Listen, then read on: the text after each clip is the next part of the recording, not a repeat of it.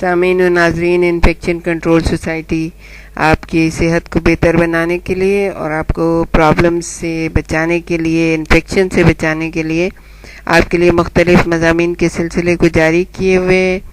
تو ہم جو آپ کے سامنے جو یہ سلسلہ آج کل جاری ہے، جس میں جو ارلی پریگننسی میں جو مسائل آتے ہیں اس کے سلسلے میں ہم آپ کو بتا رہے تھے. تو اس کے بارے میں ہم نے آپ کو بتایا کہ جو بلیڈنگ ہو جاتی ہے اکثر 5ویں مہینے میں 24 ہفتے کے بعد جو ہو جاتی ہے یا اس سے تھوڑا پہلے جو ہو جاتی ہے، تو اس میں کیا کیا مسائل درپیش آ سکتے ہیں اور کس طرح سے سمجھنا چاہیے. تو اب یہ حاملہ کے سب سے پہلے جو مرحلہ ہے وہ حاملہ خاتون کو جذباتی طور پہ مطمئن کرنے کا ہے. یہ ان کی پہلی ضرورت ہوتی ہے، اس لیے کہ جیسے ہی بلیڈنگ شروع ہوتی ہے تو ایک دم سے ایک عجیب سی کیفیت، ایک ڈپریشن کی کیفیت اور ایک تکلیف کی کیفیت اور ایک صدمے کی کیفیت جو ہے وہ خاتون کے اوپر طاری ہو جاتی ہے، کیونکہ ان کو کچھ اس طرح سے یقین ہو جاتا ہے کہ اب شاید ان کا بچہ جو ہے نا وہ بچ نہیں پائے گا یا ان کو خود کوئی پرابلم ہو جائے گا. تو اس قسم کے حالات میں سب سے پہلی ترجیح جو ہے نا وہ حاملہ خاتون کو دینی چاہیے کہ ان کی جسمانی حالت جو ہے نا وہ اتنی بہتر رہے کہ وہ سارے مسائل سے نمٹ سکیں. تو انہیں مطمئن کرنا، ان کو سکون دینا، ان کو پیار محبت سے بات کرنا، ان کو بہت ہی جذباتی طور پہ مطمئن کرنا ہوتا ہے. اور اس مقصد کے لیے ضروری ہوگا کہ بہنے والے خون کی جگہ پلازما ایکسپینڈر دیا جائے، یعنی کہ پہلے پلازما دے دیا جائے اور پھر اس کے بعد جو ہے مکمل خون دیا جائے.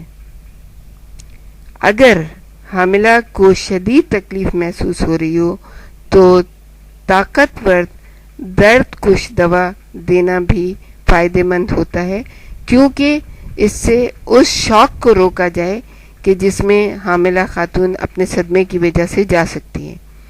اگر حاملہ گھر پر ہو اور مڈ وائف یعنی کوئی بھی عملہ گھر پر ہی رہ کر ان کی دیکھ بھال کر رہی ہو تو اسے ایمرجنسی میں ڈاکٹر کو یا نرس کو طلب کر لینا چاہیے، تاکہ دونوں مل کے یہ فیصلہ کر سکیں کہ اب ان کو ہاسپٹل لے کے جانا ہے، ان کو کس طرح سے طبی امداد دی جائے گی. اور اگر وہ موجود نہ ہو تو ایمبولینس کو طلب کرنا چاہیے. اگر مڈ وائف کے پاس انٹرا وینس ایکوپمنٹ موجود ہو تو اسے حاملہ کے جسم میں لگا دے. رجسٹرار یا نیم طبی عملے کا کوئی رکن حاملہ کو اسپتال جانے سے پہلے پلازما ایکسپینڈر اس کے جسم میں داخل کر سکتا ہے. اس کے بعد کے مراحل کا انحصار حتمی تشخیص پر ہوگا. اب ہم آپ کو یہ بتاتے ہیں کہ پلیسنٹا پریویا کہ وہ کس طرح سے پتہ چلے گا کہ کہاں پہ نصب ہوتا ہے اور کہاں نصب ہونا چاہیے، اور کہاں اس کا نصب ہونا زیادہ خطرناک ہوتا ہے اور کہاں نصب ہونا کم خطرناک ہوتا ہے. تو پلیسنٹا یوٹرس کے نچلے حصے میں اس کی اگلی یا پچھلی دیوار کے ساتھ جزوی یا مکمل طور پر نصب ہوتا ہے. اگلی دیوار میں اس کا نصب ہونا پچھلی دیوار میں نصب ہونے سے کم خطرناک ہے. یوٹرس کا نچلا حصہ حمل کے 12ویں ہفتے کے بعد بڑھتا اور آہستہ آہستہ پھیلتا ہے. بعد کے ہفتوں میں یہ پلیسنٹا کو الگ کر دینے کا سبب بن سکتا ہے اور شدید بلیڈنگ شروع ہو سکتی ہے.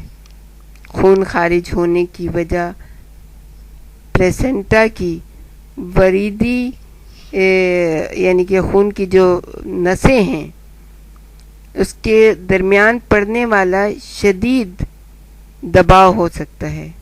بعض اوقات مباشرت کے نتیجے میں خون خارج ہوتا ہے. پلیسنٹا پریویا کی وجہ سے حاملہ اور یوٹرس کو شدید خطرہ لاحق ہو جاتا ہے اور حمل کے حوالے سے ہنگامی صورتحال پیدا ہو جاتی ہے۔ ان دونوں کی جان بچانے کے لیے طبی امداد ضروری ہوتی ہے، یعنی ماں کی اور اس کے بچے کی جان بچانے کے لیے طبی امداد ضروری ہوتی ہے۔ جس عورت کو یعنی جن حاملہ خاتون کو پلیسینٹا پریویا کی صورتحال درپیش ہو، انہیں جنرل پریکٹیشنرز کی درخواست پر ایمرجنسی سروس کے ذریعے زچگی کے ماہر کنسلٹنٹ کے پاس بھیج دینا چاہیے۔